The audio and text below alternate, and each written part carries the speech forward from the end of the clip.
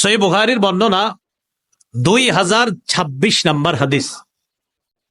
এই হাদিসের মধ্যে আসছে রাসূলুল্লাহ সাল্লাল্লাহু আলাইহি ওয়াসাল্লাম কানা ইয়াতাকিফুল আশারাল আওয়াখির মিন রমাদান হাত্তা তাওয়াফাহুল্লাহ।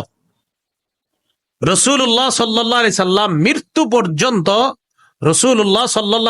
মৃত্যু পর্যন্ত রমজানের শেষ দশকে ইতিকাফ করেছেন। কি পর্যন্ত?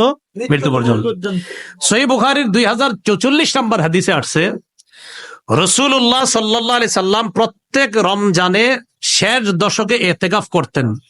ফালাম্মা কানাল আমুল লাযী কুবিজা ফীহি ইতিকাফা 20 ইয়াওমা, যেই রমজানের বছর, মানে যেই বছর আল্লাহ রসুল দুনিয়া থেকে বিদায় নিলেন, ওই বছরের রমজানে রসুল 20 দিন ইতিকাফ করছে। সাধারণত কয়দিন করতেন? 10 দিন। যে বছর ইন্তেকাল করেছেন ওই বছর রমজানে কয়দিন ইতিকাফ করেছেন? আচ্ছা, এবার গুরুত্বপূর্ণ একটা হাদিস শুনেন, আমরা সবাই শুনি। সহিহ বুখারী 813 নম্বর হাদিস।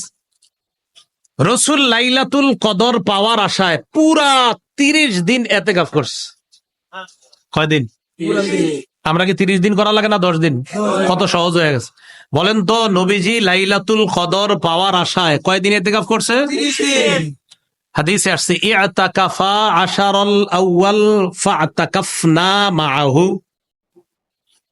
সাহাবারা বলেন নবীজি রমজানের প্রথম দশকে ইতিকাফ করলেন, আমরাও রাসূলের সাথে ইতিকাফ করলাম।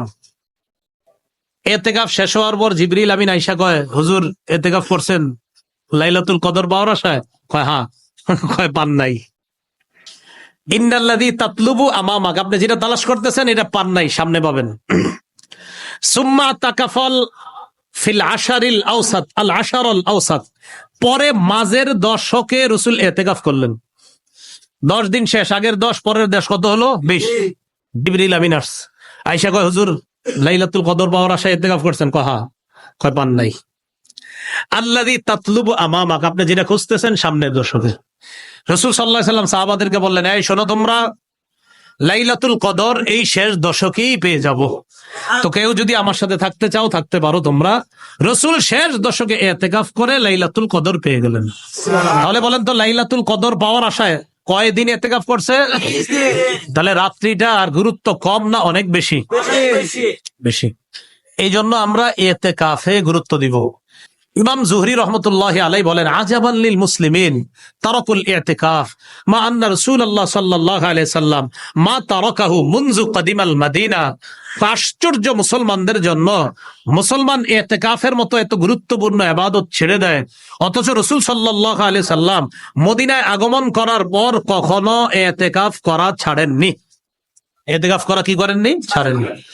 পুরুষ ইতিকাফ করবেন মসজিদে, নারীরা ইতিকাফ করবেন বাসায়। নারীরা কোথায় ইতিকাফ করবেন? বাসায়। আর পুরুষরা কোথায় ইতিকাফ করবেন? মসজিদের মধ্যে ইতিকাফ করবেন। নারীরা যদি করতে চায় তাহলে বাসায় ইতিকাফে বসাতে পারবেন নারীদেরকে, আলাদা একটা রুমে ইতিকাফে বসিয়ে দিবেন, তিনি ইবাদত বন্দেগী করবেন, বাস ওইটা হলো ঘরে নারীদের ইতিকাফ।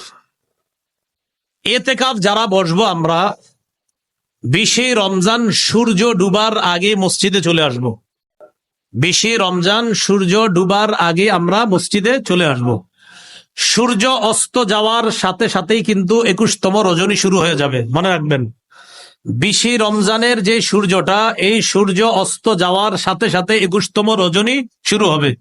21তম রজনীর শুরুর অংশে আপনি মসজিদে থাকা লাগবে, মানে 21তম রজনীটা আপনার মসজিদে হতে হবে। কথা কি বুঝে আসছে সবার? তাহলে 21তম রজনী হওয়ার আগে আপনি মসজিদে আসতে হবে। এই জন্য আমরা মসজিদে